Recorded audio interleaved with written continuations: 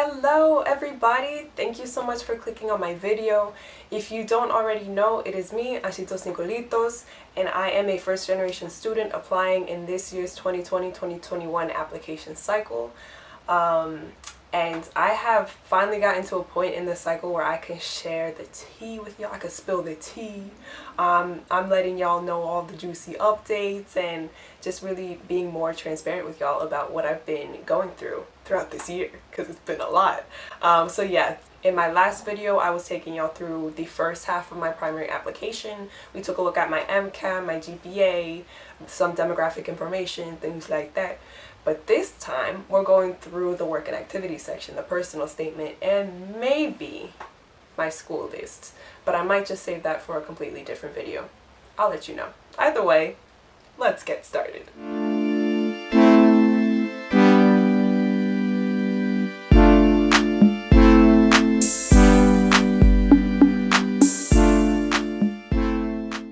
Okay, so if you didn't already see my other video on my MCAT and the GPA in the first part of my primary application, go check that out, because today we're starting here in the work activities section.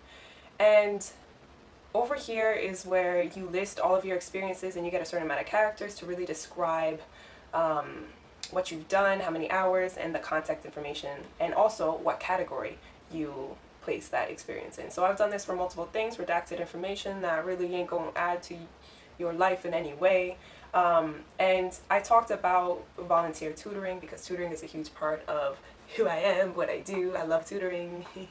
Yeah, so, and also I have my own, if y'all didn't already know, which you should know because you're following me, my website, 𝐻𝐶.com, and I talked a little bit about how that started, what I'm doing with it, what my goals are for my website, and of course I plugged in my website because, you know, you're going to show them who you are. This is the whole point of the application. And I have gone on plenty of interviews where this has come up, where people have been like, oh, I've been on your website. It's so beautifully designed. Thank you to my sister, because she's amazing with it. And they really liked my content and my blog posts and how well put together my website was. So this was a major talking point when it came to interviews. And this just goes to show that, like, when you're doing things that are for your med school application, don't just do things because you think it'll check a box. You need to do things that you are passionate about. Find what you're passionate about and just do it. And the passion will just show through it, right? Oh, I'm a poet. Okay.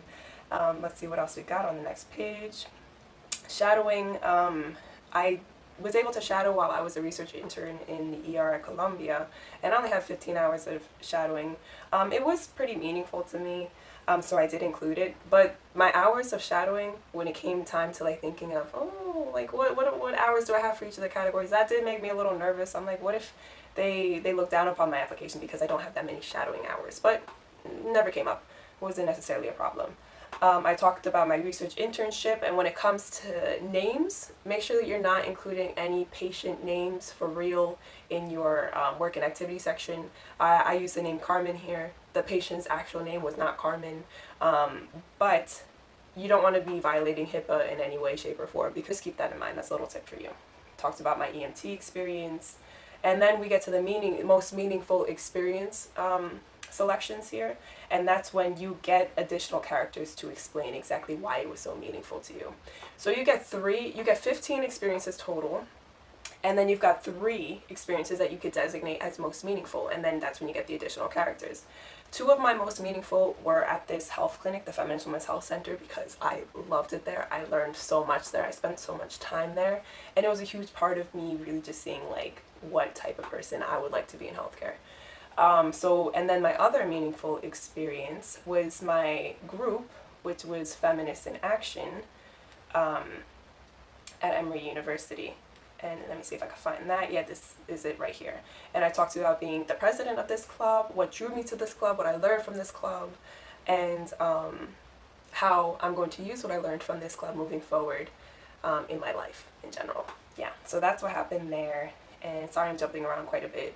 But I also saw this over here in terms of hobbies. And this just kind of goes back to what I was saying before. When you're doing things, anything, right? Anything in your life, when you're doing it, don't just do it to check off a box. Do things that you love to do, right? And over here, I put down my salsa dancing because I love salsa dancing. And it has been a huge part of my college experience, a huge part of how I de-stress and all of that good stuff. And I write about it here. And this has also been a talking point in many interviews that I've been on. Whether it was the interviewer was also a salsa fan, whether they came from a Latinx region, just things like that, it can really become a talking point. But if you're not actually passionate about it and you don't actually have an interest in it, they can tell, right? You can always tell when somebody's just kind of fake about something. So do yourself a favor and don't be fake, you know. Yeah, so that's what I have to say about that. And also don't lie about your hours, because they can tell when you're lying about your hours. You see a lot of people with like 7,000 hours, 9,000 hours, 12,000 hours. Good for you if that's true. But if the math doesn't add up because you're doing those extracurriculars while you're also studying full-time and working another full-time job, that don't add up. And it's just a simple calculation. It's not that hard to do. So just keep that in mind.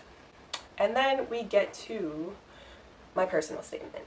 And I'm not going to read through my personal statement because that's not what y'all are here for. If you want, you can like pause the video and figure out what happened here. But what I mainly talked about was my living situation while I was going through school, and how it has shaped who I am as a person, how it shaped my drive to bring care to people from underserved areas, and also just went into, especially in the second page, like what I plan to do with an MD degree, and who I want to be, and how an MD degree can help me get there, right? So that's what I talked about in my personal statement. And there's a lot of good books out there, and I'm always plugging Dr. Gray's the Pre-Med Years podcast, because just listening to that podcast helped me a lot with like thinking about what I'd like to write. This took me about, I don't know, maybe 7 or 8 drafts, and luckily because of my post-bac, they had to start early. We had to have all of this done by February, right, even though the applications opened in April or May. But revision is so important. Don't be sending in your personal statement with errors. I will be very disappointed in you. Yeah, so be careful with that. And then over here we've got the letters of evaluation. I ended up getting 4 letters of recommendation. 2 of them were from professors that I had at Emory in my undergraduate department. 1 was from my former boss when I was working at the Feminist Women's Health Center. And 1 was from Fordham, right? And this was my advisor, and she was able to compile I still don't know the difference between like the committee letter packet, the letter packet, committee letter, all of that stuff. But basically it was a letter with a bunch of letters from science professors at Fordham within it, right?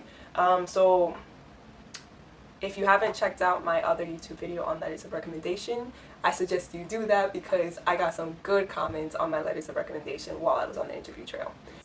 Videos like this is what I looked for when I was going through this stage of applying to medical school. I didn't know what the whole application interface was going to look like. I wasn't sure how to write the work and activity section, what was supposed to be included in the personal statement.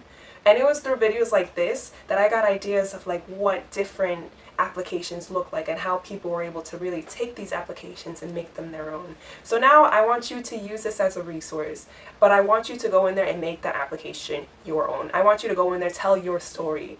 So the biggest pieces of advice that I can give to anybody submitting their application: A, submit early. B, make sure that you have your transcripts ready to go, and start requesting those way ahead of time if you can, and figure out the process to requesting those transcripts, because that can delay you way more than you want.